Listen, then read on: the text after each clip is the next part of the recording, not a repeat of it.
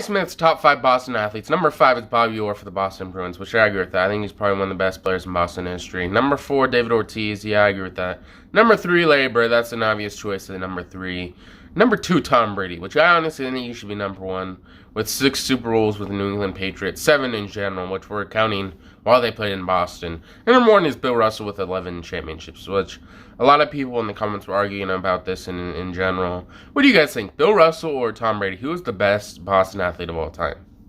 Former Dolphins head coach Brian Flores is suing the NFL team for alleged racial discrimination, which I agree with what he's saying. And it seems, if you look at most of the documents, what he's saying is true. And Brian Flores in general should have never gotten fired. In my opinion, I think he should still be the head coach of the Dolphins. Here's how he found out about the whole situation, and I'll explain it. Flores says he found out about the Giants chose Daboll after their head coach from Bill Belichick's text, which he accidentally texted Brian Flores instead of Daboll, saying that congratulations for the job, knowing that he got it.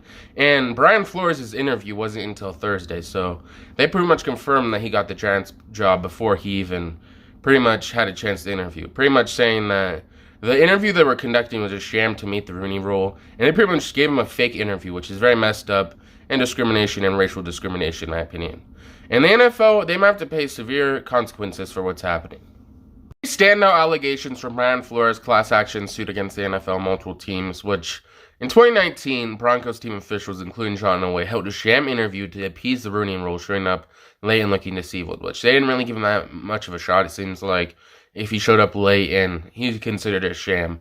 Also that year, Dolphins owner Stephen Ross offered Flores $100K for each loss to improve the team's draft order. Flores said he refused, which honestly, if they can, he honestly shouldn't be an owner anymore, Stephen Ross, for doing that. Trying to bribe a coach to throw games and stuff like that. He should be kicked out of the NFL for ownership if that is true.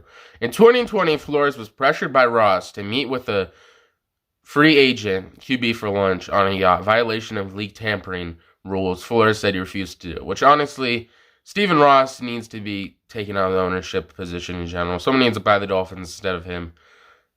Firing Flores was bad enough, but then you're doing all this stuff trying to tamper with league rules and all this other stuff. And some people think it was Deshaun Watson, so I don't know who it is, but what do you guys think about this? Different concern for lack of diversity in the NFL head coaching. There's only one black coach in the NFL right now. In my opinion, a lot of people will say in general that, if they should just hire the best qualified candidate. And when people say that, it seems like the only people they hire is white people in general. So, in my opinion, I don't think that's really true. They need to start hiring more black head coaches and people of color as head coaches in the NFL. That needs to change, and there needs to be more GMs.